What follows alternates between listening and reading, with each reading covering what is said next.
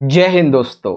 बहुत बहुत स्वागत है आप सभी का आज की इस वीडियो में। और आज की ये जो स्पेशल वाली वीडियो है बच्चों, ये बहुत ही ज्यादा इंपॉर्टेंट होने वाली है क्लास 12 के फिजिकल एजुकेशन, हिंदी में कहें तो शारीरिक शिक्षा के सब्जेक्ट के लिए। ठीक है बच्चों, तो जैसा कि आप सभी को पता है कि फिजिकल का आपका सीबीएसई का जो बोर्ड का एग्जाम है वो 13 मार्च 2023 को होने वाला है। ठीक है, जिसकी तैयारी हमने ऑलरेडी आपकी बहुत अच्छी करवाई हुई है, जिसमें हमने आपको दो इंपॉर्टेंट जो सैंपल पेपर हैं वो सॉल्व कराए हुए हैं। साथ ही हर एक चैप्टर से जितने भी इंपॉर्टेंट जो क्वेश्चन आंसर निकल सकते हैं वो भी आपको समझाए हैं, इवन हिंदी और इंग्लिश दोनों ही बहुत अच्छे तरीके।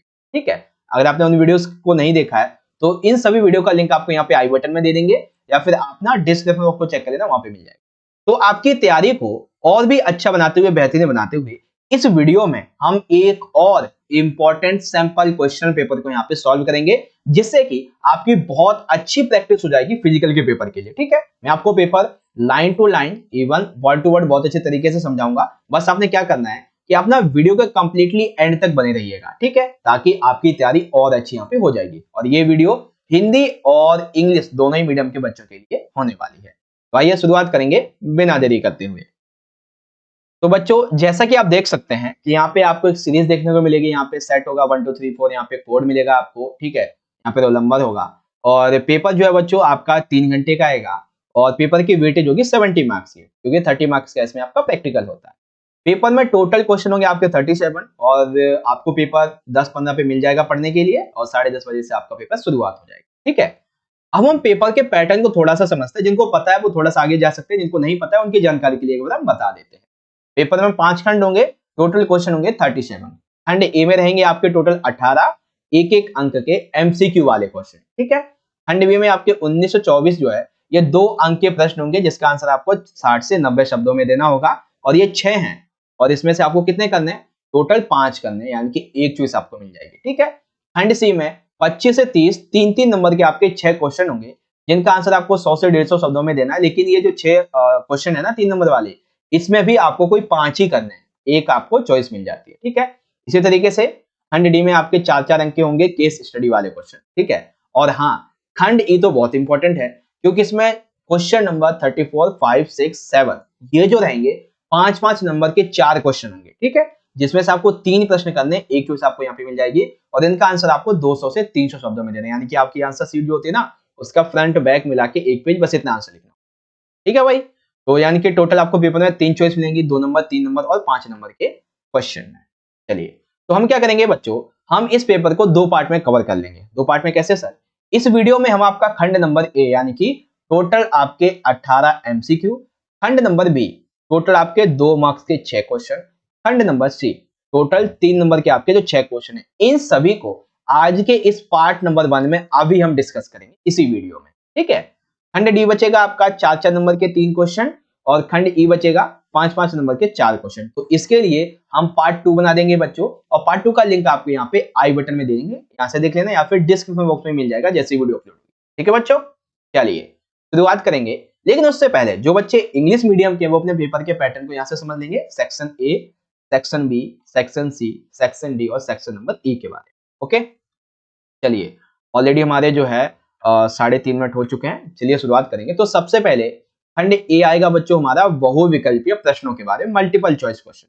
तो आप सभी बच्चों से एक रिक्वेस्ट है मेरी, क्या सर, कि आप ना ये जितने भी 18 एमसीक्यू क्वेश्चन है, ठीक है ना, इन क्वेश्चन का आप आंसर मन ही मन में, कमेंट बॉक्स में, लाइव सेशन में इनका आंसर जरूर कीजिएगा, जिससे आपकी प्रैक्टिस हो जाएगी। और जब ये वीडियो एंड होगी तो आप मुझे बताना कि 18 में से आपने कितने क्वेश्चन का आंसर राइट दिया था। ठीक है, जिससे आपको भी पता चलेगा आपने कितनी तैयारी कर रखी है, मुझे पता चलेगा कि हाँ बच्चे इंटरेस्ट हैं। ठीक है ना, ये चीज है। चलिए शुरुआत करेंगे। तो सबसे पहला प्रश्न बच्चों ये है, और ये प्रश्न आएगा ऐसे चित्र वाला रहेगा। आसन की पहचान कीजिए। ठीक है, यानी कि इसमें जो आसन दिया गया है आपको ये दिख रहा है, ये जो व्यक्ति है वो अपने पैरों को मुंह से छूता हुआ लग रहा है। ठीक है, हाथ जो है उसके जो पैर के घुटने होते हैं उसके ऊपर दिख रहे हैं। तो ये क्या दर्शाता है? क्या ये पवन मुक्त आसन है, क्या ये पर्वतासन है, क्या ये ताड़ासन या फिर मत्स्य आसन है? क्या है बेसिकली ये? ठीक है, तो इसके क्या बोलते हैं बच्चों? इससे बोलते हैं पवन मुक्त आसन, यानी कि ट्री पोज पोस्चर। क्या बोलते हैं? Tree pose posture. ठीक है, अब जो दृष्टिबाधित बच्चे हैं उनके लिए क्वेश्चन दिया गया है कि जब दो वस्तुओं की सतह संपर्क में आती है और उनके बीच सापेक्ष जो गति होती है इसका प्रयास किया जाता है, परंतु सापेक्षिक गति हो नहीं पाती है। इससे उत्पन्न होने वाले बल को क्या कहते हैं? यानी कि सिंपल सी बात है, ये दो ऑब्जेक्ट हैं ए और बी, ये दोनों ही जो है आपस में संपर्क में आए, लेकिन ये गति करना चाहते थे लेकिन गति हो नहीं पाई, तो इसकी वजह से एक बल उत्पन्न होता है। तो उसे क्या कहेंगे? ये दोनों ही ऑब्जेक्ट जब आसपास में ऐसे आते हैं और दोनों ही गति नहीं कर पाते, तो ये क्या कहलाता है? स्थिर घर्षण, स्लाइडिंग घर्षण, रोलिंग या फिर द्रव्य घर्षण। क्या बोलते हैं इसको? इसको बोलते हैं बच्चों स्थिर घर्षण। क्यों भाई? क्योंकि ये गति नहीं किए हैं, इसीलिए स्थिर बोलेंगे। ठीक है, ये चीजें होती हैं। अब इन क्वेश्चन को इंग्लिश में देख लेंगे। आइडेंटिफाई द पोस्चर, तो पवन मुक्त आसन की ट्री पोज जो पोस्चर है उसके बारे में। And when the surface of two objects come in contact, the relative speed is tried between them, but there is no relative speed, the force that arises from it stable friction। ठीक है, चलिए question number second बहुत ही बढ़िया प्रश्न है बच्चों, एकदम आसान सा है। नियोजन से आप क्या समझते हैं? यानी कि जो प्लानिंग होती है, प्लानिंग, इससे आपका क्या मतलब है? क्या ये प्रशिक्षण के खेल को प्रभावित करता है? क्या करना है, कैसे करना है, ये तय करता है? हाँ, ये वाला ठीक है। नियोजन क्या होती है? प्लानिंग आप क्या करते हैं? यही तो करते हैं ना कि हमें क्या क्या करना चाहिए, ठीक है, और हमें कहाँ पे पैसा इन्वेस्ट करना चाहिए। ठीक है, हम जैसे आपने सोचा होगा कि हम वीडियो पे जो है ना, मतलब यूट्यूब पे वीडियो सर्च करेंगे, पेपर को देखेंगे, तो आपने क्राइटेरिया देखा होगा कि मुझे ऐसा दिखेगा तो मैं इस पे क्लिक करूंगा, तो आप इस पे क्लिक किए होंगे। ठीक है ना, आप अपनी पढ़ाई करेंगे तो उसके लिए आपने यूट्यूब पे वीडियो देखा, आपने बहुत सारी चीजें की, तो वही चीजें हैं। तो क्या करना है, ठीक है, ये पहले ही तय कर लिया जाता है, और क्या क्या परिणाम निकल के आ सकते हैं उसका अंदेशा भी पहले ही लगा लिया जाता है। ठीक है, और इसी तरीके से इंग्लिश में what to do decide in the advance.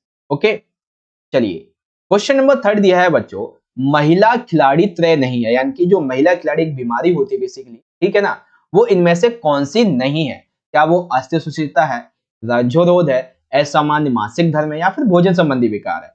तो कई बच्चों को डाउट होगा क्या कि सर जी रज्जुरोध और असमान मासिक धर्म ये दोनों चीजें एक ही तो हैं, तो इसमें से कौन सा सही होना चाहिए? तो जो यहाँ पे त्रय नहीं है बच्चों, वो दिया हुआ है आपका सी वाला पार्ट। कौन सा दिया हुआ है? सी वाला, असमान मासिक धर्म। क्यों भाई? क्योंकि ये रज्जुरोध का एक छोटा सा पार्ट होता है, ठीक है, लेकिन ये कोई त्रय नहीं होता है, इसीलिए the female player is not a transitive abnormal menstruation. ठीक है ना, मेंस्ट्रुएशन। आगे क्वेश्चन नंबर 4 दिया हुआ बच्चों, इसमें हमने टेस्ट के लिए देखना है कि कौन सा सही बैठता है। तो टेस्ट दिया हुआ है, एरोबिक पुष्टि को मापने के लिए किस टेस्ट का प्रयोग किया जाता है? ठीक है, 50 metre standing start, sit and reach परीक्षण, संशोधित पुशअप्स जो लड़कियों के लिए होते हैं, या फिर 600 मीटर दौड़ पैदल चाल। क्या किया जाता है? तो ये किया जाता है बच्चों 600 मीटर दौड़ पैदल चाल टेस्ट। ठीक है बच्चों, आगे which test is done to measure aerobic conformation, that is revised 600 metre race या वॉक टेस्ट, इस तरीके से। ठीक है, चलिए अब जो आपका ये क्वेश्चन नंबर 5 आया है, ये बहुत ज्यादा इंपॉर्टेंट है बच्चों, क्योंकि इसमें एक ही साथ आपके 4 एमसीक्यू कंप्लीट होंगे, एक साथ 4 एमसीक्यू। देखिए क्या दिया हुआ है, हमें कथनों पे विचार करना है। तो प्रोटीन क्या करता है भाई? प्रोटीन जो है ये हमारे शरीर में एंटीबॉडीज को बनाता है। क्या करता है? एंटीबॉडीज बनाता है। विटामिन डी का स्रोत जैसे सूर्य की रोशनी हो गया, दूध हो गया, या फिर मछली खाना, तो इससे आपको विटामिन डी मिलती है। ठीक है, विटामिन बी2 जो समूह है, ये आंख, नाक और मुंह को स्वस्थ रखने के लिए हमारे शरीर में होना जरूरी होता है। अगर हमारे शरीर में विटामिन बी1 की कमी हो जाएगी तो इससे हमें बेरी बेरी नामक रोग हो जाएगा। ठीक है, तो मतलब कि प्रोटीन के बारे में, vitamin D, vitamin बी2 and B1, इसके बारे में जो जो बातें हमें यहाँ पे बताई गई हैं, वो सभी की सभी बच्चों बातें हमारी सही हैं। ठीक है ना, ये चारों ही चारों सही हैं। तो आपको समझ में आ गया ना प्रोटीन का क्या काम होता है, विटामिन डी के क्या स्रोत होते हैं, विटामिन बी2 एंड 1 से क्या होता है, ये सारी चीजें। तो इसमें जो हमारा विकल्प है बच्चों कौन सा सही होगा? यहाँ पे जो विकल्प रहेगा वो हमारा 1, 2, 3 और 4, ये वाला बिल्कुल सही हो जाएगा। ठीक है, क्योंकि यहाँ पे नीचे में ऑप्शन ले नहीं पाया था, भूल गया मैं उसको ऐड करना। और हाँ देखो ये था ना, ये वाला यहाँ पे राइट हो जाएगा। तो choice the correct statement in the following. Protein ठीक है, और ये बी2, बी1, डी के बारे में सारी चीजें ठीक है बच्चों। चलिए अब आता है उस विटामिन की पहचान कीजिए जो वसा में घुलनशील नहीं होता है। यानी कि हमारे शरीर में जो वसा पाई जाती है उसमें इनमें से ऐसा कौन सा विटामिन है जो घुलता नहीं है? विटामिन ए है, बी समूह है, डी है, या फिर कोई नहीं होता? तो देखो जो वसा में घुलने वाले होते हैं वो होते हैं ए और डी, जो नहीं घुलते हैं वो बी होते हैं, ठीक है, क्योंकि ये जल में घुलनशील होते हैं इसीलिए। Identify the vitamin that is not soluble in the fat, यानी कि विटामिन बी ग्रुप होता है। ये बी विटामिन वाला जो एक चार्ट है ना आपकी किताब में, उसको पढ़ के जाना भाई अच्छे से, क्योंकि उसमें से पक्का कोई ना कोई एमसीक्यू आएगा, पक्की बात है, ठीक है।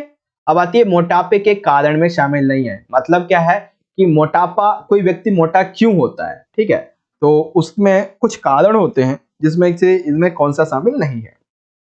पहला क्या दिया हुआ है कि आजकल के टाइम पे हम लोग खाना जो है वो गलत तरीके से खा रहे हैं, ठीक है। कभी बाहर का चाउमीन समोसा बर्गर पिज्जा उज्जा कुछ भी खा लेते हैं, ठीक है, इतना ऑयली छोला भटूरा नान कुछ भी खा लेते हैं, तो इससे क्या होता है कि हमारा पाचन तंत्र तो बिगड़ता ही है, हमारी जो पाचन प्रणाली है ये भी बिगड़ जाती है। और हम कभी कम खाते हैं, कभी ज्यादा खाते हैं, कुछ अच्छा मिल गया तो हमने बहुत सारा खा लिया, है ना, देखा जाता है ये ज्यादातर। तो वही चीज है यहाँ पे, यानी कि खान पान की हमारी गलत आदत है, पाचन प्रणाली का बिगड़ना, और कई बार जब थायराइड हो जाता है, ज्यादातर ये थायराइड की समस्या महिलाओं में देखी जाती है, तो जब थायराइड होता है तो वजन ऑटोमेटिकली बढ़ने लगता है इसकी वजह से। अब ये कहना कि यह वंशानुगत नहीं हो सकता, ये गलत है। क्यों भाई? क्योंकि मोटापा वंशानुगत भी होता है। यहाँ पे बोल दिया गया ये पूरी तरीके से नहीं होता है, लेकिन भाई मोटापा वंशानुगत होता है। आप देख लेना कभी भी, जो एक मोटे माँ बाप होंगे ना, मतलब कि जिनका वजन ज्यादा होगा, उनका जो बेबी रहेगा वो एक्चुअल में और उनके जैसा ही मोटा ही पैदा होगा, ठीक है ना। तो ये चीजें हैं, तो इसको बोलते हैं वंशानुगत नहीं हो सकता, ये गलत बात है, ठीक है। The case of obesity is not included, it can not be hereditary. Okay, चलिए क्वेश्चन नंबर 8 दिया हुआ है बच्चों, हमें मिलान करना है कौन सी समिति कहां पे आती है। तो आइए मिलान के बारे में देखेंगे हम। तो मिलान के बारे में यहाँ पे आ जाता है सबसे पहला सुरक्षा समिति। तो सुरक्षा समिति क्या करती है? ये सुरक्षा उपायों को सुनिश्चित करने के लिए होती है। वित्त समिति क्या करती है? ये धन और व्यय से निपटने का काम करती है। परिवहन समिति क्या करती है? ये स्थानांतरण की सुविधा प्रदान करती है। और प्राथमिक चिकित्सा समिति चिकित्सा सुविधाएं प्रदान करती है, ठीक है। ये बेसिस का कॉन्सेप्ट इसके बारे में है। तो मतलब जिसमें हमारा ए का दिया हो, दूसरा बी का दिया हो, तीसरा, ऐसे ही है ना, ए का दूसरा बी का तीसरा, हाँ ये रहा, देखो डी रहा, ठीक है, ए का दूसरा फिर तीसरा और तीसरे का पहला और डी का जो फोर्थ है ये वाला यहाँ पे ऐसे हो जाएगा, ठीक है बच्चों। इसी को इंग्लिश में मैच कर लेंगे। जो सिक्योरिटी कमेटी है ये क्या करती है? ये इंश्योर करती है सेफ्टी मेजर्स को। फाइनेंस कमेटी ये डील करती है with money and expenditure. Transport समिति प्रोवाइडिंग करती है transport facilities. And first aid committee provide करती है मेडिसिन, जो मेडिकल फैसिलिटीज है इसके बारे में। तो डी हमारा राइट हो जाएगा, ठीक है बच्चों। चलिए अब आता है क्वेश्चन नंबर 9। ध्यान से समझिएगा, यहाँ पे हमें एक बीमारी की पहचान करनी है। ऐसी बीमारी, इस बीमारी से होता यह है कि हमारे रक्त में, ब्लड में बहुत लंबे समय तक शर्करा की मात्रा बढ़ जाती है, बहुत ज्यादा होती है। या फिर ये हो सकता है कि प्रक्रिया, जिसे हम अग्नाशय बोलते हैं, यहाँ पे पर्याप्त मात्रा में इंसुलिन बन नहीं पाता है। अगर बन जाता है तो जो कोशिकाएं होती हैं वो इस इंसुलिन को ठीक तरीके से प्रतिक्रिया नहीं कर पाती है। मतलब क्या होता है, जब शर्करा बढ़ जाता है, ठीक है, और इंसुलिन नहीं बन पाता है, बन जाए तो ठीक तरीके से प्रक्रिया नहीं होती है। तो ये कौन सी समस्या को दर्शाता है? मधुमेह, अस्थमा, मोटापा या फिर उच्च रक्तचाप। तो ये दर्शाता है बच्चों मधुमेह को। किसको दर्शाता है? मधुमेह को, डायबिटीज को दर्शाता है, ठीक है। अब यहां से इंग्लिश में देख लेंगे, आपका ए राइट हो जाएगा, ठीक। अब आता है क्वेश्चन नंबर 10। यहाँ पे हमें दिया गया अभिकथन और कारण। अभिकथन में पूछा गया बच्चों कि आइसो समान और टॉनिक तनाव इस प्रकार के व्यायामों में गतिविधियां स्पष्ट रूप से दिखाई देती हैं। सिंपल सी बात है, जो भी आइसो यानी कि समान और टॉनिक यानी कि तनाव, तो समान तनाव इस तरीके से जो व्यायाम वगैरह किए जाते हैं इनको दूर करने के लिए, आइसोटोनिक व्यायाम, तो इनमें जो गतिविधियां होती हैं, जो भी व्यायाम किए जाते हैं, वो स्पष्ट रूप से हमें दिखाई देते हैं। जैसे इसमें मांसपेशियों की लंबाई बढ़ती है, ठीक है, और मांसपेशियों की लंबाई बढ़ते हुए और घटते हुए हम देख सकते हैं, जिसे असेंटर की यानी कि संकुचन और कसेंटर की संकुचन बोलते हैं। मतलब आइसोटोनिक के बारे में ये जो बात बताई गई गतिविधियां हम देख सकते हैं, जिसमें मांसपेशियों की लंबाई बढ़ना और घटना, एक संकुचन, दूसरे तरीके दो संकुचन बनते हैं, ये ठीक है। मतलब क्या है सर? मतलब यह है भाई कि यहाँ पे हमारा अभिकथन भी सही है और कारण भी बिल्कुल सही है। तो ए वाला हमारा राइट हो जाएगा, ठीक है बच्चों। यहाँ पे असर्शन ठीक है, रीजन ठीक है, दैट मीन्स कि A option is the right. Okay, चलिए अब आता है क्वेश्चन नंबर 11। 11 में दिया हुआ है बच्चों, पहले बधिरों, बधिरों का मतलब होता है जो सुनने में अक्षम होते हैं, CWSN, जो कि सुन नहीं पाते सही से, ठीक है ना। तो पहले बधिरों अथवा सुनने में अक्षम खिलाड़ियों के लिए कौन से गेम खेले जाते हैं, ठीक है। क्या वो पैरालंपिक्स होते हैं, विशेष ओलंपिक्स होते हैं, डेफ ओलंपिक्स होते हैं। तो डेफ यानी कि जो सुन नहीं पाते हैं, तो सिंपल सी बात है, जो सुनने में अक्षम खिलाड़ी उनके लिए कौन से गेम खेले जाते हैं? Deaf Olympics. ठीक है। First games are played from angle for the deaf और the players unable to hear, that is deaf Olympics. ठीक है ना, ये डी कंप्यूज गलत लिखा हुआ है, डेफ ओलंपिक्स होता है इंग्लिश में भी। ओके, क्वेश्चन नंबर 12, ये बहुत ही अच्छा प्रश्न है बच्चों। बहुत से बच्चों के इसमें ना दो ऑप्शन में अभी कंफ्यूज होने की, मैं बताऊंगा कैसे। पैरालंपिक गेम्स की शुरुआत का श्रेय किसे जाता है? ठीक है, अब कई बच्चों को ना दो में ज्यादा डाउट होगा, एक होगा पीक ओवर्टीन और एक होगा सर लुडगिन गटमैन। तो इनमें से कौन सा सही होगा कि भाई पैरालंपिक्स गेम की बात हो रही है? तो याद रखिएगा बच्चों, जब बात आएगी ओलंपिक्स गेम की तब पीक ओवर्टीन, लेकिन जब बात आएगी पैरालंपिक्स गेम की तब आएंगे सर लुडगिन गटमैन की बात। क्या है? Sir Ludwig Guttmann. ठीक है, who is credit with the introduction to Paralympics games? Sir Ludwig Guttmann. चलिए, अब एक और फिर से यहाँ पे एक बीमारी है जिसको हमें यहाँ पे पहचानना है, ये कैसी बीमारी होती है? ये एक ऐसी बीमारी है, एक विकार है जो भोजन संबंधी होता है और ये एक तरीके का मानसिक रोग होता है। ठीक है, कैसा मानसिक रोग? इस रोग से पीड़ित जो व्यक्ति है वो अपना शरीर का भार कम करने के उद्देश्य से क्या करता है? भोजन खाना कम कर देता है। जैसे डाइटिंग वगैरह करते हैं ना लोग, ठीक है, कोई तरह तरह की ग्रीन टी वगैरह पीने लगता है, ठीक है, कोई खाना बंद कर देता है, कोई जो बाहर का खाना खाता रहता है वो भी खाना बंद कर देता है। तो इस वजह से क्या होता है कि वो अपना भोजन कम खाते हैं, ठीक है, जिससे उन्हें ऐसा लगता है कि वो दुबले पतले होते चले जा रहे हैं, लेकिन एक्चुअली में होते नहीं है। ठीक है, तो ये विकार क्या होता है? कैसे एनोरेक्सिया नर्वोसा शुदा अथाव कहते हैं, कैसे बुलिमिया कहते हैं, या भोजन संबंधी विकास बोलते हैं, या फिर भोजन संबंधी विकार, या फिर इनमें से कोई। तो वो विकार ये कहलाता है कि भोजन संबंधी ये विकार वो मानसिक रोग है जिसमें पीड़ित व्यक्ति अपना भोजन कम करता है, किस लिए? वजन कम करने के लिए, लेकिन वो पतला नहीं हो रहा होता। तो क्या बोलते हैं? उसको बोलते हैं एनोरेक्सिया नर्वोसा शुदा अथाव। ठीक है, ओके।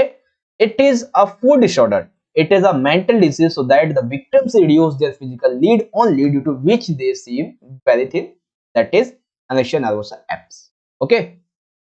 चलिए, क्वेश्चन नंबर 14 बहुत अच्छा प्रश्न है, अच्छे से समझ में आया होगा आप सभी को कि SI Khelo India fitness test में 5 से 8 वर्ष आयु वर्ग कौन सा फिटनेस टेस्ट शामिल नहीं है? यानी कि ऐसा जो SI Khelo India fitness test होते हैं जो मेनली 5 से 8 वर्ष की आयु वर्ग के व्यक्ति के लिए, बच्चों के लिए होते हैं, तो इनमें से ऐसा कौन सा है जो उनके लिए सही नहीं है?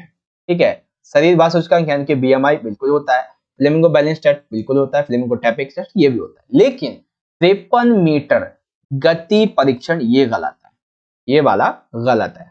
ठीक है, SI Khelo India fitness test, which fitness test is not included in the age group of 5 to 8 years, that is 53 metre speed test.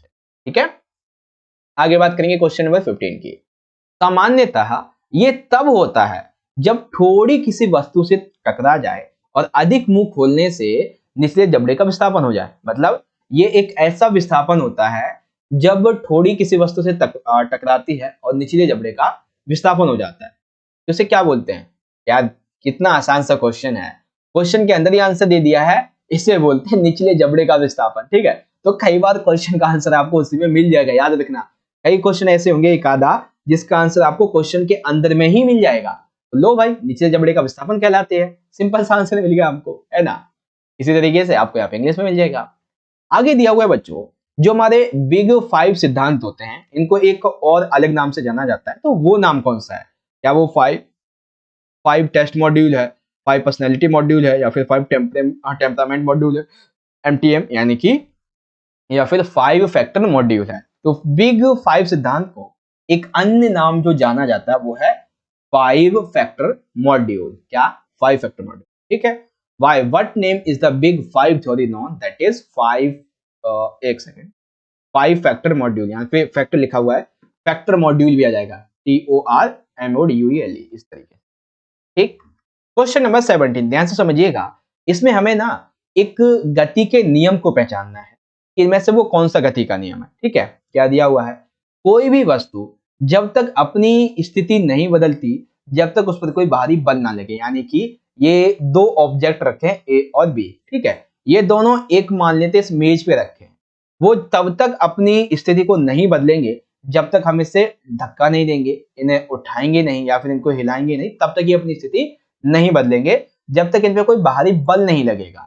तो इस गति के नियम को क्या बोलते हैं? दूसरा, तीसरा, चौथा या पहला? तो ये गति का नियम कहलाता है बच्चों प्रथम वाला, ठीक है ना, जिसमें कोई भी वस्तु अपनी स्थिति तब तक नहीं बदलती जब तक उस पर कोई बाहरी बल नहीं लगता, ठीक है। Identify the rule of motion, no object changes its position until any external force is imposed on it first rule, ठीक है। अब आगे निम्नलिखित कथनों पर हमें विचार करना है। कैसे कैसे कथन है आइए समझते हैं। कथन है फार्टलेक विधि के बारे में, ठीक है। तो फार्टलेक विधि कैसी होती है? ये व्यक्ति की सहन क्षमता को बढ़ाने वाली विधि होती है, बिल्कुल ठीक है। स्वीडन के गोस्ट हेल्मन ने 1930 में इस विधि को बनाया था, जिसे स्पीड प्ले के नाम से भी जाना जाता है, ठीक है। इस विधि में होता क्या है? तो जो दौड़ने वाला व्यक्ति होता है वो अपनी गति के अनुसार अपने वातावरण के अनुकूल वातावरण को परिवर्तित कर लेता है और इसी विधि के द्वारा वो सहन क्षमता का विकास भी कर लेता है। मतलब क्या है सर? मतलब देखो यहाँ पे ना आपके एक ही साथ 5 से 6 एमसीक्यू आपको समझ में आएंगे। क्या समझ में आएंगे? फार्टलेक विधि जो होती है ये किस लिए की जाती है? ये सहन क्षमता को बढ़ाने के लिए। इसकी सबसे पहले शुरुआत किस व्यक्ति ने की थी? गोस्ट होमन ने की थी, ठीक है। कहाँ के थे ये? स्वीडन के थे। कब की थी? 1930। इसका दूसरा नाम क्या है? तो स्पीड प्लेस का दूसरा नाम होता है। और एक आधा पॉइंट यहाँ पे आ जाएगा। देखो हमारे जो कथन है ये तो हमारे चारों के चारों बिल्कुल सही है, ठीक है ना, ये तो चारों के चारों बिल्कुल सही है। यहाँ पे क्या बोलेंगे? हमारा ए वाला जो पार्ट है ये बिल्कुल राइट हो जाएगा, ठीक है। कंसीडर द फॉलोइंग स्टेटमेंट्स, तो ए बी सी डी सभी के सभी सही हैं और ए वाला हमारा पार्ट यहाँ पे राइट है, ठीक है बच्चों। तो यहाँ पे हमने कर लिए हैं भाई अपने टोटल 18 एमसीक्यू कंप्लीट। देखो मैं एक चीज आपको पहले ही बता देता हूँ, मैं बेशक से आपकी इस वीडियो का टाइमिंग अराउंड 50 से 55 मिनट कर दूं, बट मैं आपको ये गारंटी देता हूँ कि अगर आप इसको पूरा देखोगे ना तो आपकी तैयारी बहुत अच्छी हो जाएगी, ठीक है। बहुत बच्चे मुझे कमेंट करके कहते हैं कि सर जी अपना वीडियो अराउंड जो है ना वो 30 से 35 मिनट की बनाए करो, 30 से 35 मिनट ज्यादा, नहीं तो हम बोर हो जाते हैं। देखो अगर बोर ही होना है तो पढ़ाई कैसे कर पाओगे? सिंपल सी बात है। देखो मैं 30 से 35 मिनट में अगर आपको समझा के चला जाऊं तो ये मेरा दावा है कि कई ऐसे बच्चे होंगे, 1000 में से कई ऐसे 150 ऐसे बच्चे होंगे जिनको समझ में नहीं आएगा। इवन बहुत बच्चों को नहीं आता समझ में जल्दी में। तो हम क्या करेंगे? टाइम आपका बेशक से कंज्यूम करें, बेशक से 50 से 55 मिनट या फिर 1 घंटा हो जाए, लेकिन उस 1 घंटे में आपकी तैयारी ऐसी होगी ना कि आपको समझ आएगा कि हाँ भाई हमने तैयारी की है अच्छी तरीके से। और उसके मुकाबले आप वही वीडियो को 2 से 3 बार देखते रहोगे तो भी समझ में नहीं आएगा, ठीक है ना। इसीलिए मैं आपसे कहता हूं वीडियो पूरा देखा करो ताकि आपकी तैयारी और अच्छी हो पाए, ठीक है। चलिए तो इस बात को यहीं रखते हैं, बाकी आगे बढ़ते हैं। अब आता है हमारा सेक्शन नंबर बी है बच्चों। 2-2 नंबर के कितने क्वेश्चन होंगे? 2 नंबर के होंगे हमारे 6 क्वेश्चन, ठीक है। आपको किन्हीं 5 के उत्तर यहाँ पे देने हैं। चलिए शुरुआत करेंगे। सबसे पहले क्वेश्चन देखते हैं बच्चों क्या दिया हुआ है। क्वेश्चन दिया हुआ है संक्षेप में संतुलित आहार के महत्व को समझाइए। देखिए 2 नंबर का क्वेश्चन है, आपको 2 या 3 पॉइंट लिखने ज्यादा से ज्यादा, ठीक है। देखते हैं संतुलित आहार का महत्व। देखो जब हम अच्छा खाना खाएंगे तो सिंपल सी बात है ये हमारे शरीर की जो हम क्रियाएं करते हैं, जो भी काम करते हैं, तो उसके लिए क्या करेगा? हमें उचित ऊर्जा प्रदान करेगा अच्छा खाना खाएंगे, ठीक है। मान लेते आप चाउमीन समोसा वगैरह खाओगे नहीं मजा आएगा, वही आप घर का दाल चावल भी खाओगे ना, दाल रोटी भी खाओगे, फल खाओगे, तो वो आपको बहुत अच्छा एक एनर्जी देगा, ठीक है। साथ ही हमारे शरीर के प्रत्येक अंग को सही रूप से और सुचारू रूप से कार्य करने में ये मदद करता है। हमारे शरीर में बहुत तरीके के ऊतक होते हैं, जटिल कोमल ऊतक, तो कई बार ये टूट फूट जाते हैं तो उनकी टूट फूट को ये मरम्मत करता है, नए नए ऊतकों का निर्माण भी करता है। एक तरीके से हम ये कह सकते हैं कि संतुलित आहार हमारा जो बॉडी होता है उसमें जो रोग प्रतिरोधक क्षमता होती है ना उसको भी और ज्यादा मजबूत करता है। एक तरीके से जब आप अच्छा खाना खाएंगे, घर का खाना खाएंगे, फल वगैरह खाएंगे, तो इससे व्यक्ति का सर्वांगीण विकास होगा। क्योंकि जब तक आप स्वस्थ नहीं होंगे, आपके अंदर अच्छा खाना नहीं होगा, एनर्जी नहीं होगी, तब तक आप एक सकारात्मक सोच या फिर इवन कह लो कि पढ़ाई पर भी ध्यान नहीं दे पाओगे। ये चीजें होती, ठीक है बच्चों। तो यह है संतुलित आहार के महत्व के बारे में। इसी क्वेश्चन को इंग्लिश में देखिए, briefly explain the importance of a balanced diet. तो इंपॉर्टेंस क्या होती है बैलेंस्ड डाइट की, उसके बारे में आप यहां से पढ़ लो अच्छे तरीके से, ठीक है। कोई 2 या 3 लिखने, ज्यादा नहीं लिखने, आप याद कर लो जो आपको आसान लगता है। ओके, चलिए क्वेश्चन नंबर 21 की बात करते हैं। क्वेश्चन दिया है बच्चों कि आत्मसम्मान यानी कि हमारे सेल्फ कॉन्फिडेंस और शारीरिक छवि यानी कि हमारी बॉडी शेप को जो प्रभावित करने वाले कारक है ये कौन कौन से हैं। तो ये क्वेश्चन बच्चों ज्यादातर मुझे लगता है कि 3 नंबर में आपसे पूछा जाएगा, अराउंड 3 नंबर में, ठीक है। तो आइए समझते हैं। देखो, हमारा जो सेल्फ कॉन्फिडेंस होता है, हमारा जो बॉडी पोस्चर होता है, इसको कैसे कोई प्रभावित करेगा। तो प्रभावित ऐसे करेगा कि हम अपनी तुलना दूसरों से खुद ही करते रहेंगे, ठीक है। यानी कि हम अपनी तुलना किसी दूसरे व्यक्ति से, जैसे आप पतले हैं तो आप आपसे थोड़ा जो मोटा व्यक्ति है उससे तुलना कर रहे हैं, ठीक है। आप उससे मोटा व्यक्ति उससे तुलना कर रहा है। आप काले हैं तो आप सांवले व्यक्ति से तुलना कर रहे हैं, सांवला व्यक्ति अपने से गोरे व्यक्ति से तुलना कर रहा है। तो तुलना कभी भी नहीं करनी चाहिए। आप तुलना करोगे तो हमेशा आपको दुख ही मिलेगा, ठीक है। दूसरों का हमारे प्रति व्यवहार यानी कि कोई बंदा हमारे साथ कैसा व्यवहार कर रहा है, जैसे आपकी फैमिली आपके साथ में कैसा व्यवहार करती है, आपके दोस्त आपके साथ में कैसा व्यवहार करते हैं, आपके क्लासमेट्स आपके साथ में कैसा व्यवहार करते हैं, तो इससे भी आपके सेल्फ कॉन्फिडेंस को बहुत ज्यादा आघात भी होता है, अच्छा भी लगता है। एक अच्छा एग्जांपल देता हूं इसके लिए कि जीवन के अच्छे और बुरे अनुभव, मैं आपको एग्जांपल देता हूं। जैसे आप अभी नए नए रिलेशनशिप में आए हैं तो आपके लिए जीवन का बहुत अच्छा एकदम सुखद अनुभव है, आप बहुत मजे लेते हैं इस टाइम पे, ठीक है। लेकिन जब आपका ब्रेकअप होता है, मैं तो कहता हूं ना ही हो किसी का भी, सब जीते रहो, अपनी मजे लो आराम से, ठीक है। लेकिन जब ब्रेकअप होता है तब बुरे अनुभव आपको ये जिंदगी भर याद रहते हैं। तो और भी ऐसे बहुत सारी चीजें आती है, जैसे आपने कभी कंपनी में काम किया या फिर आपने कोई अपना बिजनेस खोला, तो आपका अच्छा अनुभव क्या रहा कि आपने बिजनेस खोला, आपने लोगों को जॉब दी। लेकिन 1 महीने में, 2 महीने में, साल 2 साल में आपका बिजनेस डूब गया, तो उससे आपको बुरा अनुभव मिलता है, ठीक है ना। तो ये आपके आत्मसम्मान को, शारीरिक छवि को बहुत ज्यादा नुकसान पहुंचाता है, ठीक है। उसके बाद में शारीरिक गठन के अच्छा होने पर शारीरिक छवि तथा आत्मसम्मान में वृद्धि होगी, यानी कि जब आपका बॉडी शेप अच्छा होगा, ठीक है, आप मोटे ताजे तंदुरुस्त होंगे, जिम करते होंगे, तो आपको अंदर से ना एक एनर्जी फील होगी कि हाँ मेरा शारीरिक छवि अच्छी है और मैं मेरा अंदर से ही जब मैं अच्छा लग रहा हूं तो मुझे मैटर नहीं करता कि दूसरे मेरे बारे में क्या सोचे, ठीक है। रंग रूप अच्छा होने पर शारीरिक छवि तथा आत्मसम्मान पर सकारात्मक प्रभाव पड़ेगा, यानी कि आप गोरे हैं या फिर सावले रंग के तो आपको अच्छा लगेगा, लेकिन आप ज्यादा ही काले तो नहीं लगना चाहिए, नहीं लगता आपको अच्छा ज्यादातर, है ना। उसके बाद में आपके प्रति लोग क्या सोचते हैं, ये भी बहुत ज्यादा मैटर करता है बच्चों। लोग आपके बारे में क्या बात करते हैं समाज में, आपसे क्या कहते हैं, आपके बारे में क्या बोलते हैं, ये भी मैटर करता है। तो याद रखना है, ये 2 की जगह हो सकता है 3 नंबर में प्रश्न आ जाए आपका, ठीक है। what are the affecting factors self esteem and body image, क्या होते हैं इसके बारे में आप यहाँ से देख सकते हैं, ठीक है बच्चों। अब आता है क्वेश्चन नंबर 22। इसमें बताना है हमें अंतर। अंतर क्या है, स्थिर घर्षण तथा गतिशील घर्षण में अंतर स्पष्ट कीजिए। पहले आपको ये समझना होगा भाई कि घर्षण का मतलब क्या होता है। तो घर्षण का मतलब होता है दो सतहों के बीच संपर्क से उत्पन्न गति में प्रतिरोध घर्षण बल कहलाता है। यानी कि मान लेते हैं कि ये एक मेज है, ठीक है। अब इस मेज पे ये एक पर्टिकुलर वस्तु रखी है। अब इस वस्तु को आपने थोड़ा धक्का दिया और ये आगे की तरफ यहाँ पे चलती है, मेज पे ही आगे की तरफ होती है, मेज से नीचे नहीं आगे जा रही है। तो इन दो जो सतह हैं, एक वस्तु की एक मेज की, इनके बीच में जो गति उत्पन्न हुई है उसमें जो प्रतिरोध होगा ना, उसी को बोलते हैं घर्षण। अब ये 2 तरीके का होता है। एक होता है स्थिर घर्षण, मतलब जब एक वस्तु दूसरी वस्तु की सतह पर बढ़ना शुरू करती है लेकिन वास्तविक गति अभी प्रारंभ नहीं हुई है, तो इसे स्थिर घर्षण बोलेंगे। जैसे दौड़ने की प्रारंभ अवस्था। स्थिर घर्षण का क्या मतलब हो गया कि वस्तु रखी हुई है, ठीक है, और अब वो बस जैसे उसकी गति जो शुरू होने वाली है लेकिन अभी शुरू हुई नहीं है पूरी तरीके से, तो शुरुआत होने की जो प्रथम स्थिति है, प्रारंभिक स्थिति, उसको स्थिर घर्षण बोलेंगे। जैसे दौड़ने के लिए कोई धावक तैयार होता है इस ऐसे, ठीक है। फिर आता है गतिशील घर्षण। इसका मतलब क्या होता है, जब एक वस्तु दूसरी वस्तु की सतह पर वास्तविक रूप से चलना शुरू कर देती है तो उसे गतिशील घर्षण कहते हैं। यानी कि एक्चुअल में जब ये जो मेज थी बच्चों, इस पर एक वस्तु जो रखी थी, ये वस्तु वो एक्चुअल में अब यहां से चलना शुरू कर दी है, ठीक है, यहां से चलना उसने शुरू कर दिया है, तो अब वो हो गई गतिशील, यानी कि गति पकड़ ली है। जैसे गेंद लुढ़क कर रुक जाने तक जो बल लगेगा वो गतिशील घर्षण बल कहलाएगा। ये चीजें, ठीक है। तो घर्षण क्या है, स्थिर घर्षण क्या है, गतिशील घर्षण क्या है, आई होप आप बढ़िया तरीके से समझ गए होंगे, है ना। इसी को इंग्लिश में देख लेंगे। Explain the difference between static friction and dynamic friction. इसके बारे में आपके सामने ये पॉइंट है, आप इजीली इसे पढ़ सकते हैं।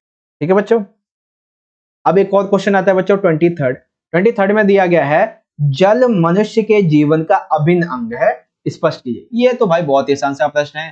कैसा प्रश्न है यार, बहुत इजी है। कैसे भाई? क्योंकि जल हमारे भोजन के लिए और हमारे जीवन के लिए बहुत ही आवश्यक है। इसके बिना तो हम जीवित रह ही नहीं सकते। कुछ इंपॉर्टेंट तत्व होते हैं जैसे कि ऑक्सीजन, जल, खाना। खाना एक टाइम को ना भी मिले तो आप हफ्ता 10 दिन महीना भर जीवित रह सकते हो पानी पी के, लेकिन जल और ऑक्सीजन नहीं मिलेगी तो आपका जीवन निश्चित तौर पर बहुत जल्दी एंड हो जाएगा। इसीलिए कहा जाता है कि जल जीवन का एक आवश्यक तत्व है। क्योंकि हमारा जो बॉडी है, हमारी जो शरीर है, इसका तकरीबन 75% भाग जल ही होता है। और जो ब्लड पाया जाता है ना, जो लाल लाल रक्त निकलता है जब हम कट जाते हैं, पड़ जाते हैं, तो 90% उसमें जल होता है। इसीलिए प्रत्येक व्यक्ति को कम से कम पूरे दिन में 8 से 10 गिलास पानी पीना चाहिए। मैंने आपको एक रियल फैक्ट की बात बताता हूँ, जो साइंटिस्ट होते हैं उन्हें सोच करके बताया है, शोध करके बेसिकली, कि एक व्यक्ति को ना पूरे दिन में कम से कम 3 से 4 लीटर, कितना? 3 से 4 लीटर पानी पीना चाहिए, कम से कम 3 से 4 लीटर। ठीक है, और डेली अगर आपके पास हो सके तो कम से कम आपको डेली 5 बादाम खाने चाहिए, कम से कम 5 बादाम खाने चाहिए, जिससे आपकी याददाश्त की जो ताकत है, सोचने की ताकत बढ़ेगी। ठीक है, अगर आपके पास में कुछ फल है, जैसे एक एप्पल, ठीक है ना, आपने वो एक कहावत सुनी है ना, an apple a day keeps doctor away, इस तरीके से कुछ कहावत है। तो एक सेब आपको रोज खाना चाहिए और आपको डॉक्टर के पास जाने की जरूरत नहीं पड़ेगी। वो बात अलग है कि हाई लेवल की आपको बीमारी हो जाती है तो वो बात अलग है, लेकिन नॉर्मली कोई छोटी मोटी बीमारी नहीं हो। और भी बहुत सारे साइंटिस्ट ने बताया थी और बहुत सारी चीजों के बारे में। ठीक है, क्या कि सुबह सुबह ना आपको कम से कम 1 गिलास दूध पीना चाहिए। इससे आपकी हड्डियां जो होगी, कैल्शियम मिलेगा उन्हें और आपका शरीर मजबूत होगा। ठीक है, आपको जिम जाने की जरूरत नहीं पड़ेगी अगर आपको नॉर्मली ये सारी चीजें करते हो। और भी बहुत सारी चीजें बताई थी कि सुबह सुबह दूध पीना चाहिए, दोपहर में खाना खाओ, रात के टाइम थोड़ा सा कुछ फल खा लो और उसके बाद सो जाओ। बस रात को खाना मत खाओ ज्यादातर, ये एक सच्चाई है। और ना एक मैं रियलिटी भी बताता हूँ कि अगर अभी आपके एग्जाम चल रहे हैं ना, रात को अगर आपको पढ़ना है, मान लीजिए 10 से 12 तक या 1 बजे तक आपको पढ़ना है, तो आप शाम को खाना, जो मैं कहूंगा कि आपको भूख लगी अगर 4 रोटी की, तो मात्र 1 रोटी खाओ, मात्र 1 रोटी खाओ। क्योंकि अगर आपका पेट भर गया ना एक बार, तो उससे चाहिए होगी फिर नींद। क्यों भाई? क्योंकि जब खाना पचता है तो ऑक्सीजन उसे बहुत ज्यादा चाहिए होती है पाचन तंत्र को। तो इसीलिए आप इस फॉर्मूले को जरूर यूज करना। मैं रियलिटी बताता हूं कि आपको पढ़ाई में बड़ा मजा आएगा। ठीक है, तो ये कुछ रियलिटी की बातें होंगी, प्रैक्टिकल बातें जो आपको बतानी जरूरी लगी मुझे इस टाइम पे, वो मैंने आपको बता दी। ठीक है, आगे बात करेंगे। तो तकरीबन 8 से 10 गिलास पानी पीना चाहिए। जल के द्वारा क्या होता है, जब हम पानी पीते हैं तो विभिन्न कोशिकाओं तक जो जरूरी पोषक तत्व होते हैं वो पहुंच जाते हैं। और कई बार कुछ जो है हम अच्छा खाना नहीं खाते हैं, ठीक है ना, कुछ गलत चला जाता है हमारे पेट में। ठीक है, तो पानी जो है उसे वो जो मलमूत्र का एक नली होती है उसके द्वारा उसे निकाल देता है। और एक रियलिटी है, जब आपको गुस्सा आ रहा हो, ठीक है, या फिर आपको बहुत ही ज्यादा आपको तापमान आपका बढ़ रहा हो, ब्लड प्रेशर बढ़ रहा हो, ठीक है ना, या फिर बीपी बढ़ रहा हो, तो आप जाके तुरंत नहा लो। नहा लोगे ना, आपका 50% गुस्सा, 50% जो आपका बीपी है ना, वो वैसे ही कम हो जाएगा। ये भी एक चीज है। तो भाई जल मनुष्य के लिए कैसे अभिन्न है, ये मैंने आपको बता दिया। और रही बात आपके आगे क्वेश्चन की, तो इजीली आप इसे यहाँ से देख ही सकते हैं। Explain water is internal part of human life. ठीक है, चलिए अगला क्वेश्चन देखते हैं। क्वेश्चन नंबर 24, प्रबंधन के नियोजन तथा नियंत्रण को स्पष्ट करो। यानी कि प्रबंधन में टोटली 4 तरीके के काम होते हैं। ठीक है, जिसमें से 2 हमें समझाने हैं। एक है नियोजन यानी कि प्लानिंग, एक है नियंत्रण यानी कि कंट्रोल। तो मैनेजमेंट में प्लानिंग कैसे होती है, कंट्रोल कैसे होती है, ये समझाना। ठीक है, तो देखो भाई इस तरीके से लिखेंगे कि नियोजन बेसिकली ये एक संगठन के जो लक्ष्य होते हैं, इनको प्राप्त करने के लिए, उनको उद्देश्य को प्राप्त करने के लिए एक योजना होती है, एक प्रक्रिया होती है। बेसिकली कैसी प्रक्रिया, कि कोई भी संगठन, कोई भी स्कूल कैसे कदम उठाएगा, ठीक है, कैसे जो लक्ष्य होंगे उनको विभाजित करेगा, उनके लिए क्या कैसे कैसे टीमों को तैयार करेगा, ठीक है, कैसे कैसे क्या क्या करेगा, तो उसको नियोजन बोलते हैं। जैसे मान लेते हैं कि आपके स्कूल में मनाया जाना है एनुअल डे, तो एनुअल डे के लिए नियोजन क्या होगा कि समिति बनाई जाएगी कि ये समिति ये कार्य करेगी, इस दिन ये काम होगा, इस तरीके। ठीक है,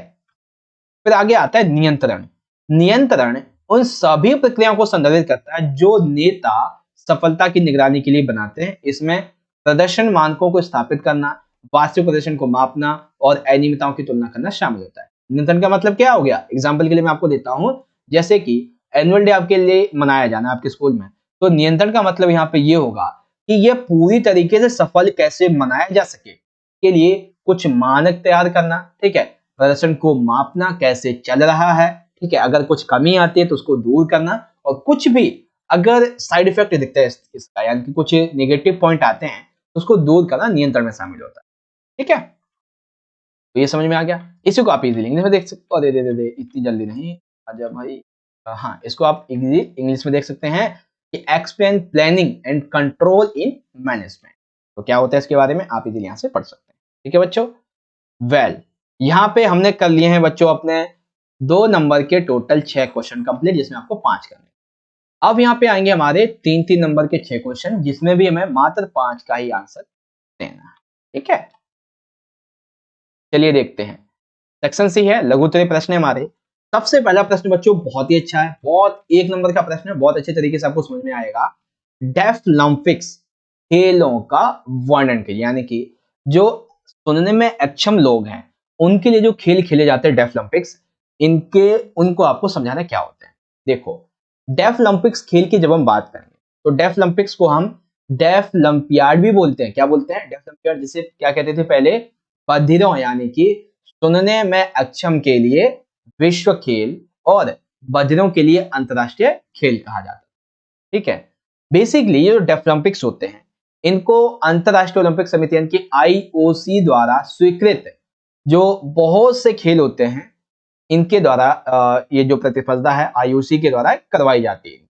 ठीक है, और भी कई आईओसी के द्वारा अनुमोदित आयोजन होते हैं, जैसे कि ओलंपिक, पैरालंपिक, विशेष ओलंपिक। इनमें एथलीटों के विपरीत एथलीटों की जो ध्वनियां होती हैं इनको दिशा निर्देश नहीं किया जाता, जैसे कि पिस्तौल शुरू करना, बुल्हान कमांड या फिर रेफरी सिटी, इनके लिए ये कोई दिशा निर्देश नहीं होते हैं। जो सुन नहीं सकते हैं, क्या वो ये जो पिस्तौल शुरू करना या फिर हॉर्न देना, कमांड देना, रेफरी का सिटी, ये उससे सुन पाएंगे? नहीं सुन पाएंगे। तो उनके लिए क्या होता है डेफलिम्पिक्स के लिए? इनके लिए कुछ अलग से झंडा दिखाना या फिर कुछ इशारा करना, ये चीजें इसमें होती। 1924 में पहली बार 1924 में पहली घटना के बाद comment international dash sports dash sweets यानी कि CIS बधिरों के लिए खेल की अंतरराष्ट्रीय समिति के द्वारा खेलों का आयोजन किया गया था।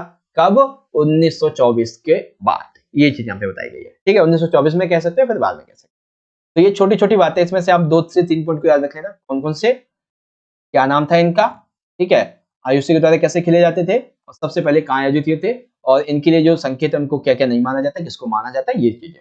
सिंपल सिंपल से कोई पॉइंट है, समझ लेना अच्छे तरीके से। डिस्क्राइब दी डेफलिम्पिक्स गेम्स, कैसे डिस्क्राइब करेंगे इस बारे में आप इजीली यहाँ से पढ़ सकते हैं। ठीक है बच्चों, चलिए अब आता है क्वेश्चन नंबर 26। ये प्रश्न तो भाई 1 नंबर का प्रश्न है, बहुत ही आसान सा है, और हाँ आसान तो है लेकिन थोड़ा सा क्रिटिकल भी है। मैं आपको समझाता हूं कैसे। क्वेश्चन पूछा गया है, रोगों से बचाव में आसनों के लाभों के मनोवैज्ञानिक लाभों की चर्चा कीजिए। यानी कि जो रोग होते हैं किसी भी मामले में हमें, तो उसमें जब हम व्यायाम करते हैं, आसन करते हैं, तो हमें बहुत सारे लाभ मिलते हैं। इन लाभों को 3 तरीके से डिवाइड किया जाता है, एक शारीरिक, एक मनोवैज्ञानिक, एक जैव रासायनिक। तो इस पेपर में पूछा गया मनोवैज्ञानिक के बारे में। आइए समझते हैं। मनोवैज्ञानिक यानी कि आपके मन, मस्तिष्क, इसकी बात हो रही है। ठीक है, तो क्या होता है, सबसे पहले तो जब हम आसन करते हैं तो हमारी आत्म स्वीकृति और आत्मबोध बढ़ता है, यानी कि हम किसी भी चीज को जल्दी से एक्सेप्ट कर लेते हैं। ठीक है, अगर वो हमारे लिए सही है तो, और हमें खुद को समझने का मौका मिलता है। मूड में सुधार आता है और व्यक्ति परक भलाई में वृद्धि होती है। यानी कि कभी भी आपको गुस्सा आ रहा हो, आप व्यायाम करिए, लिटरली बता रहा हूं मैं, आपको बहुत अच्छा लगेगा उससे। ठीक है, कुल सफेद रक्त कोशिकाओं की संख्या कम हो जाती है, जिससे कि हमारे शरीर का रक्त संचालन अच्छा हो जाता है। ठीक है, आपका सामाजिक संयोजन बढ़ता है, यानी कि आपका आप जो है वो समाज में अच्छी तरीके से लोगों से घुल मिल पाते हैं। ठीक है, आपकी चिंता और अवसाद कम हो जाता है। ठीक है, HDL अच्छा कोलेस्ट्रॉल बढ़ाता है। इसी तरीके से VLDL जो कोलेस्ट्रॉल ये घटता है, और LDL जो खराब कोलेस्ट्रॉल है ये भी घटाता है। ये चीजें ठीक है ना, यानी कि कोलेस्ट्रॉल जो अच्छा है वो बढ़ेगा और जो खराब है वो घटता है। ये चीजें आती है, सिंपल सा। देखा कितना आसान सा क्वेश्चन है, आपको लग रहा होगा बड़ा क्वेश्चन है। देखो 3 नंबर के आप ज्यादा से ज्यादा 4 से 5 पॉइंट लिखना, ज्यादा से ज्यादा 4 से 5 पॉइंट, 4 से 5 पॉइंट ही लिखना, बस इतना ही लिखना तो भी नंबर मिल जाए। ठीक है, आगे discuss the physiological benefits in the benefits of posture in the prevention of disease. तो कैसे लिखेंगे इसके बारे में आपके सामने ये पॉइंट यहाँ पे आ जाते हैं। ठीक है बच्चों, चलिए अब आता है क्वेश्चन नंबर 27। 27 का क्वेश्चन यहाँ पे आप देखेंगे तो दिया हुआ है कि घुटनों का टकराना यानी कि नॉकनी, इनके आपस में टकराने के लक्षण क्या है, कारण क्या है और इनके सुधारात्मक उपाय। तो लक्षण आपको 2 नंबर में है, कारण 1 नंबर में, उपाय मैंने आपको अलग से बताए हैं, उपाय मैंने आपको अलग से बताए हैं क्योंकि हो सकता है यह प्रश्न आपसे 5 नंबर में पूछ लिया जाए। ठीक है, देखिए घुटनों का आपस में टकराना यानी कि आपके देखो नॉर्मली हमारे जो घुटने पैर होते हैं वो कैसे रहते हैं, एकदम ऐसे रहते हैं। ठीक है, लेकिन यहाँ पे घुटनों का टकराने की बात की तो इसका मतलब क्या है, ये जो पैर है ना हमारे, ये कुछ इस तरीके की शेप में बन जाएंगे, ऐसे हो जाते हैं। ठीक है, तो ऐसा क्यों होता है कि हमारे घुटने आपस में टकराते हैं। सबसे पहला क्या होता है, लक्षण क्या होते हैं, लक्षण ये होते हैं कि जब आप खड़े हैं तो आपको ऐसा लग रहा होगा कि आपके जो घुटने हैं ना वो आपस में एक दूसरे को स्पर्श कर रहे हैं, ऐसा लगता होगा। उसके बाद जब आप चल रहे होते हैं तो ऐसा लगता है कि आपके जो घुटने हैं ना वो आपस में स्पर्श कर रहे होते हैं, खड़े होते टाइम भी और जब चल रहे होंगे तब भी, जब आप दौड़ रहे होंगे तब भी। ठीक है, तो लगेगा कि हाँ भाई ये लक्षण होते हैं कि आपके घुटने, इसीलिए पता है जब घुटने जो होते हैं ना आपस में स्पर्श करते हैं तो किसी उस बंदे को फौज में नहीं लिया जाता है। क्यों नहीं लिया जाता, क्योंकि बहुत सी ऐसी ट्रेनिंग्स होती हैं, बहुत सी ऐसे जो आतंकवादियों के बेसिकली रूल्स होते हैं, या फिर रूल, आतंकवादियों का रूल कहां से होगा भाई, मतलब उनके कुछ तरीके ऐसे होते हैं जो इस मामले में ज्यादा उन्हें हानि पहुंचाते हैं, इसीलिए ऐसे लोगों को नहीं लिया जाता। ठीक है, कारण क्या होता है भाई कि किसी का ये जो घुटना है वो आपस में टकराता है, तो सबसे बड़ा जो कारण है वो है बच्चों मोटापा। क्योंकि अगर आपके शरीर का भार ज्यादा होगा तो ऑटोमेटिकली आपके पैर का भार ज्यादा होगा और आपके पैर टकराएंगे। और अगर भार ज्यादा है या फिर भार बहुत ही कम है, कुपोषण के शिकार है, तो भी टकराते हैं। विटामिन डी की कमी हो जाती है, रिकेटस नामक रोग हो जाता है, इसकी वजह से टकराते हैं।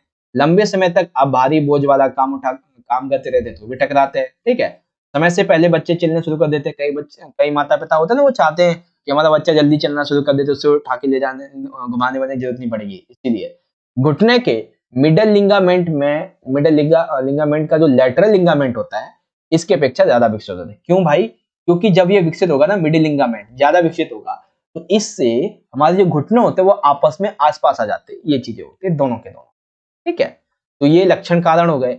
अब किसी भी व्यक्ति का अगर घुटने टकरा रहे हैं, ठीक है, तो क्या सुधारात्मक उपाय हैं, तो भाई उपाय में ना कुछ आसन करने पड़ते हैं, जैसे कि पद्मासन करना। ठीक है, साथ ही घुड़सवारी कर सकता है, वो बंदा फुटबॉल खेल सकता है, साइड किक कर सकता है, दोनों घुटने के बीच में तकिया लगाकर खड़ा हो सकता है, पैरों को सीधा रखकर उठा सकता है, घुटनों के नीचे तौलिया रखकर पैर सीधा रखकर तकियों को घुटने से नीचे की ओर दबा सकता है। तो ऐसे ऐसे बहुत सारे तरीके होते हैं जिसके द्वारा ये किया जा सकता है।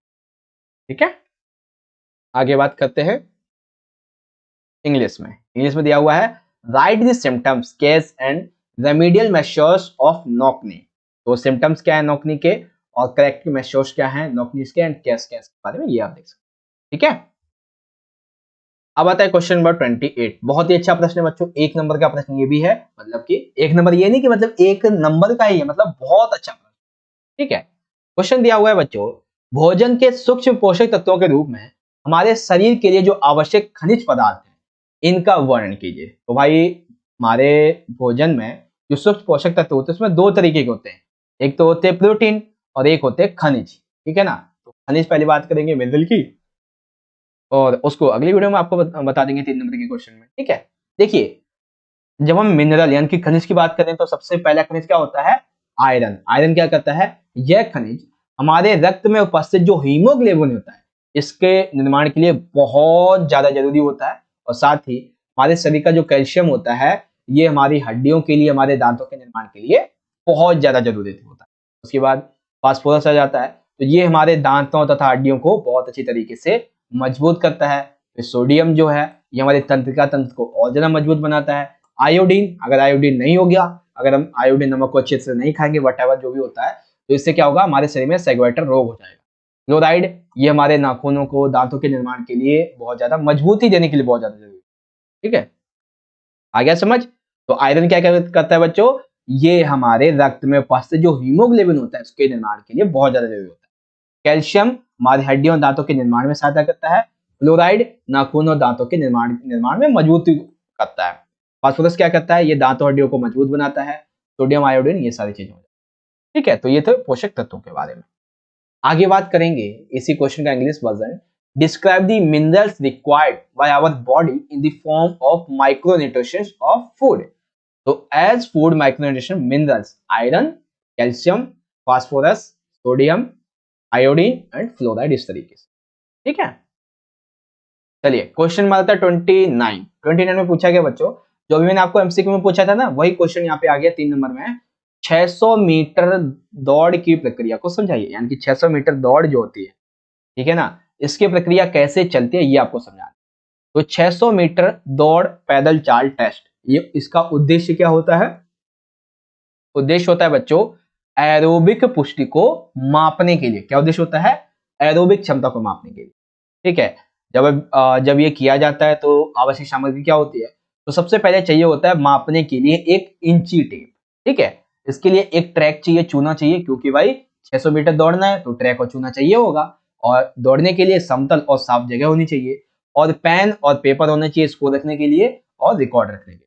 तो ये आवश्यक सामग्री होती है। प्रक्रिया क्या होती है, तो प्रक्रिया ये होती है कि परीक्षार्थी आरंभ रेखा के ठीक पीछे दौड़ना शुरू करने की स्थिति में दशा में आ जाएगी। जैसे आपने रेस देखी है ना, एकदम बैठ के जूते उते एकदम पीछे की पैर करके बैठे होते, जैसे सीटी बजे वैसे शुरुआत कर देंगे। तो जैसे ही कोच रेडी गो सिग्नल देता है, वैसे ही 600 मीटर की जो दौड़ होती है वो उसे दौड़ना शुरू कर देता है। ठीक है, दौड़ने के दौरान अगर वो थक जाता है ज्यादा तो पैदल भी चल सकता है, और इस परीक्षण में एक ही समय पर अनेक विद्यार्थी दौड़ सकते हैं। समय मिनट तथा सेकंडों में नोट कर लिया जाता है। वही सभी परीक्षार्थियों का स्कोर होता है। जैसे मान लेते हैं कि ये ट्रैक है, ठीक है ना, इस ए पॉइंट से लेके इस बी पॉइंट तक टोटल ये ट्रैक है आपका 600 मीटर का, और टोटल जो बच्चे भाग ले रहे हैं यहाँ पे वो कितने हैं, 20 बच्चे भाग ले रहे हैं, 20 पीपल्स है। तो यहाँ पर बी लाइन तक जो बंदे सबसे पहले पहुंचे, मान लेते टोटल टाइम दिया गया बच्चों को यहाँ पे 600 मीटर पूरा करने का 1 मिनट का। ठीक है, अब इन 20 बच्चों में से जो भी 4 से 5 बच्चे यहाँ पे सबसे पहले पहुंचे, मान लेते कोई 50 सेकंड पे पहुंचेगा, कोई 55 में पहुंच गया, तो जो बच्चे 50 पे एक साथ पहुंचे होंगे उनके स्कोर ले लिया जाएगा, उनको विजेता घोषित कर देंगे, और पता चल जाता है इस हिसाब से कि उनकी कितनी एरोबिक क्षमता है इस मामले में। ठीक है, चलिए इसको इंग्लिश में देखेंगे। 600 metre explain the process of running. तो ऑब्जेक्ट क्या है, मटेरियल्स रिक्वायर्ड क्या होते हैं, प्रोसीजर क्या होता है, उसके बाद में ये चीजें। ठीक है, one of the last question, but ये वाला जो क्वेश्चन है बच्चों, एक सेकेंड, इसमें मैंने शायद चित्र नहीं लिया क्या, चलिए चित्र में आपको आपके सपोर्टिंग से दिखा दूंगा। ठीक है, देखो क्वेश्चन क्या दिया हुआ है 30 में, पहले क्वेश्चन पढ़ते हैं। कटी चक्रासन की विधि लिखिए। ठीक है, तो कटी चक्रासन क्या होता है इसके बारे में देखो। कटी चक्रासन कुछ इस तरीके से किया जाता है। ठीक है, ये आपका कटी चक्रासन का पोस्चर है बेसिकली। ठीक है, पहले हम समझते हैं ये होता क्या है। तो कटी चक्रासन 2 शब्दों से मिलकर बना है। कटी जिसका अर्थ होता है कमर, और चक्र जिसका अर्थ होता है पहिया। ठीक है ना, तो यानी कि यह आसन कमर को दाईं ओर और बाईं ओर मोड़ना अर्थात घुमाना होता है। यानी कि ये सकते हैं, ये जो आपको यहाँ पे फोटो दिख रही है, इसमें कमर इनकी अभी है जो लेफ्ट हैंड की तरफ। ठीक है, अभी कमर इनकी लेफ्ट हैंड की तरफ है, और यही जो है फिर ये करेंगे अभी राइट हैंड की तरफ इस तरीके से। ठीक है, उसके बाद ऐसा करते समय पहिए की तरह घूमती है, इसीलिए इसका नाम क्या रखा गया है, कटी चक्रासन रखा है। ठीक है, अब हमें क्या करना है, इसकी विधि समझानी है केवल, तो हम केवल इसकी विधि पहले समझेंगे, आपको इसके लाभ वगैरह बाद में बता देंगे, क्योंकि आपको ना 3 नंबर में केवल किसी एक आसन की विधि पूछी जाएगी। अगर 5 नंबर का क्वेश्चन है तो आपको उसके लाभ भी बताने होंगे। ठीक है, तो मैं आपको लाभ भी बता दूंगा, जिससे 5 नंबर में आए तो भी आप अच्छे तरीके से लिख पाओगे। विधि क्या होती है, इसमें करना होता है कि पैरों को जोड़कर सीधा खड़े हो जाए। जैसे आपको यहाँ पे दिख रहा है, पैर इसके जो जुड़े हुए हैं, और ये एकदम सीधी खड़ी हुई थी पहले, अभी नहीं, पहले सीधी खड़ी हुई। ठीक है, श्वास अंदर लेते हुए हथेलियों को एक दूसरे के सामने रखते हुए हाथों को आप अपने सामने समानांतर लाइए, यानी कि हाथ जो है नॉर्मली पहले ऐसे आएंगे सामने की तरफ, ठीक है। अपने हाथ और कंधों की दूरी समान रखिएगा। श्वास छोड़ते हुए कमर दाहिनी ओर घुमाएं, यानी कि कमर इस तरीके से आपको दाहिनी तरफ अपनी ऐसे घुमानी है। उसके बाद में बाएं कंधे से पीछे की ओर देखें, ठीक है ना, बाएं कंधे से, यानी कि ये आपका जो ये वाला कंधा ना बायां, यानी कि लेफ्ट हैंड जो होता है लेफ्ट हैंड, इससे आपको पीछे की तरफ देखना है। पीछे की तरफ देखने के बाद में आपको पुनः सामने आ जाना है। श्वास छोड़ते हुए इस आसन को बाएं ओर घुमाइए और दोहराइए। इस आसन को कुछ समय तक दोनों तरफ करें और फिर श्वास छोड़ते हुए हाथों को नीचे लाइए और इस तरीके से आपका ये कटी चक्रासन आसन हो जाएगा। सिंपल सा, बहुत ही आसान था ये तो, है ना। अब आपसे अगर ये पूछा जाए कि इसके लाभ क्या होते हैं, सावधानी क्या क्या रखनी चाहिए, तो लाभ देखिए क्या होता है। मेरुदंड और कमर के लचीलेपन में वृद्धि होती है। आपका कमर का लचीलापन बढ़ जाता है, जिससे आपको कभी कमर में दर्द वगैरह नहीं होगा। हाथ और पैरों की मांसपेशियों के लिए लाभदायक है, क्योंकि इसमें जो आपका हाथ और जो पैर की जो मांसपेशियां होती है, कंधे की मांसपेशियां जो होती है ना, ये घूमने से इधर उधर होती है सीधी, ठीक है। गर्दन एवं कंधों को ये आराम देता है, क्योंकि अगर आपको दर्द भी हो रहा होगा, जैसे सुबह सुबह सो के उठते हैं ना, तो आप यही आसन करो। आसन एक तरीके से नॉर्मली ये एक योगा है, नॉर्मली आप कहीं चलते चलते भी इसे कर सकते हो, ठीक है ना। तो वही चीजें आती हैं। तो ये आपके पेट की मांसपेशियों को, पेट को शक्तिशाली बनाएगा। ज्यादा देर बैठकर काम करने वालों के लिए लाभदायक है। जैसे मैं आपको लिटरली बता रहा हूँ, मैं अपनी रियलिटी बता रहा हूँ कि तकरीबन ना आपका एक पेपर बनाने के लिए, पूरा एक पेपर बनाने के लिए, उस पेपर का मात्र पार्ट 1 का वीडियो बनाने तक तकरीबन मुझे 10 से 12 घंटे लगे, कम से कम 10 से 12 घंटे, ठीक है। एक पेपर को बनाना, वीडियो को बनाना, उसको 4K में फिर कन्वर्ट करना, पूरा सेटिंग करना, तो पूरा कम से कम 10 से 12 घंटे लग जाते हैं। तो ऐसे में उन सभी 10 से 12 घंटों में क्या करता हूँ, जब भी मुझे लगता है कि मेरी कमर दर्द हो रही है चेयर पे बैठे बैठे, हालांकि चेयर चाहे कितनी भी अच्छी हो, 10,000 वाली हो, 5,000 वाली हो, मैटर नहीं करता, कमर में दर्द हो ही जाता है आपके बैठे बैठे। तो मैं यही आसन करता हूँ लिटरली, एक ये वाला और एक वो आपका मत्स्य आसन होता है ना, वो वाला, जब लेटता हूँ ना सोते टाइम, रात के टाइम, तब वो आसन करता हूँ। लिटरली मैं बता रहा हूँ, इससे बहुत ज्यादा लिटरली फायदा मिलता है, बहुत ज्यादा फायदा मिलता है इससे। मुझे तो मिलता है, क्योंकि मेरा बैठने का काम होता है, आप सभी को होता है, पेपर का वीडियो वगैरह बनाना, इंपॉर्टेंट क्वेश्चन तो बैठे बैठे टाइम तो लग ही जाता है ना। मैं लिटरली यही आसन करता हूँ और बहुत आराम मिलता है इससे। अभी के टाइम पे मैंने जिम अपना छोड़ा हुआ है, क्योंकि भाई टाइम आपको ज्यादा देना पड़ता है, इसीलिए मैंने जिम अपना छोड़ा हुआ है। पेपर खत्म होने दो, पर हम भी जिम जाएंगे आराम से, है ना। उसके बाद सावधानी क्या रखनी चाहिए, कमर गर्दन में ज्यादा दर्द की स्थिति में ऐसा नहीं करना चाहिए। अगर आपको लग रहा है आपके कमर गर्दन में बहुत ही ज्यादा दर्द है, तो डॉक्टर से सलाह लो, आसन मत करो, ठीक है। अगर आपको रीढ़ की हड्डी की समस्या है, तो बिल्कुल भी मत कीजिए ये इस आसन को, ये चीजें। अब आप पहले इसकी विधि दोबारा देख लो, ये है आपकी विधि, ठीक है, और ये इसके लाभ हैं, ये सावधानी। इसको इंग्लिश में देख लेंगे।